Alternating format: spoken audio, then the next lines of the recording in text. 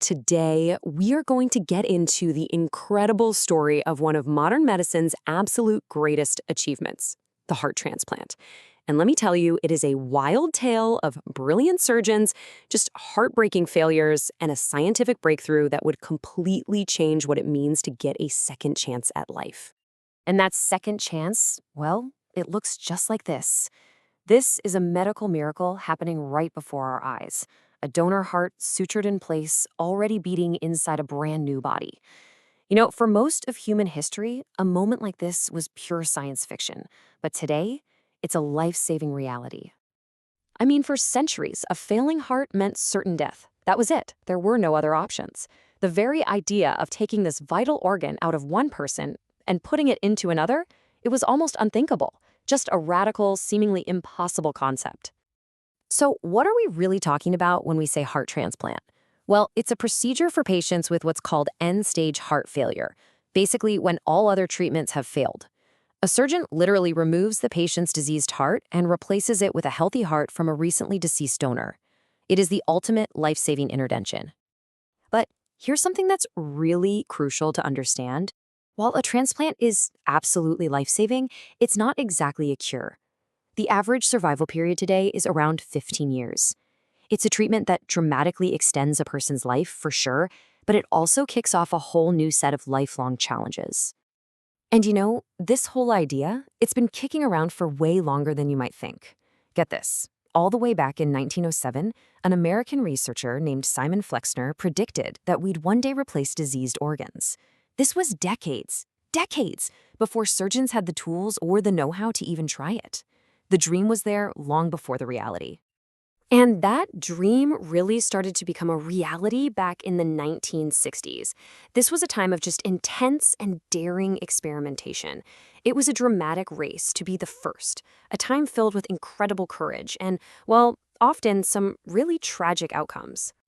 The pace of innovation here is just staggering. In January 1964, James Hardy makes this incredibly bold attempt using a chimpanzee heart. Then, in December of '67, Christian Barnard in South Africa pulls off the first human-to-human transplant. Just 3 days later, Adrian Kantrowitz tries the first pediatric one.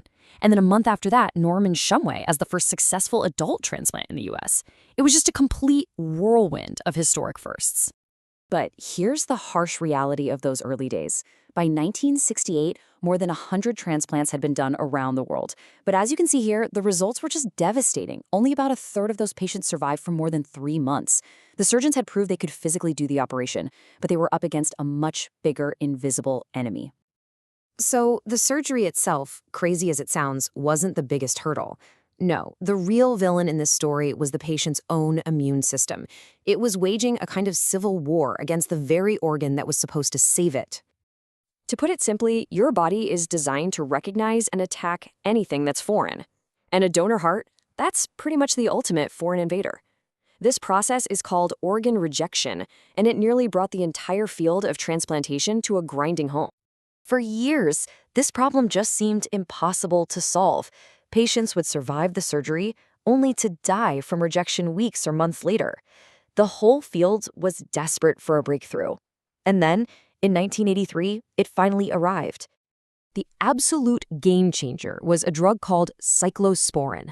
This powerful stuff could basically tell the body's immune system, hey, stand down. Don't attack this new heart.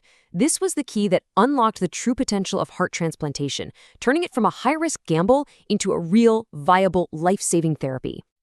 Okay, so with cyclosporine on the scene, we enter the modern era of transplantation. So let's take a look at what this amazing, complex procedure looks like today. And the difference, it is just night and day. Look at these modern survival rates. About 87% of patients are alive after 1 year, and over 70% make it past 5 years. Now compare that to the less than 1/3 who survived just 3 months back in 1968. It's a truly remarkable testament to medical progress. But the surgery itself has this really fascinating, permanent side effect. See, to implant the new heart, surgeons have to cut the vagus nerve. That's the direct line from your brain that tells the heart to speed up or slow down. This means a transplanted heart just beats on its own. It's not taking instant orders from the brain anymore. Instead, it responds more slowly to hormones in the blood, which totally changes how a person experiences exercise or even stress. But this procedure isn't for everyone. The selection criteria are incredibly strict.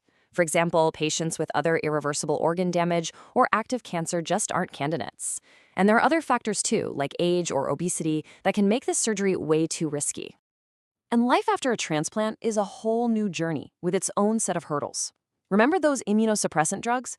They have to be taken for life. And while they stop rejection, they also leave the body vulnerable to infections, can cause kidney disease, and even increase the risk of some cancers. It's a constant, lifelong balancing act. So, what's next? What does the future hold? Well, the biggest problem today isn't the surgery or rejection. It's the massive, chronic shortage of donor hearts. And that problem has pushed researchers to explore some truly revolutionary ideas.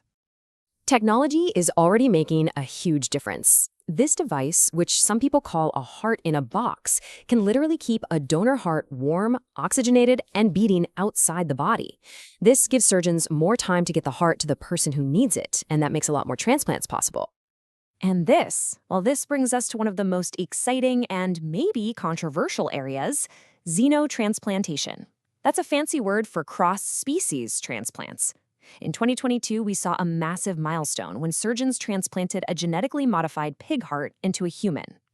The patient lived for 2 months, which proved that the concept was actually possible. Which leaves us with a final, pretty provocative thought to chew on.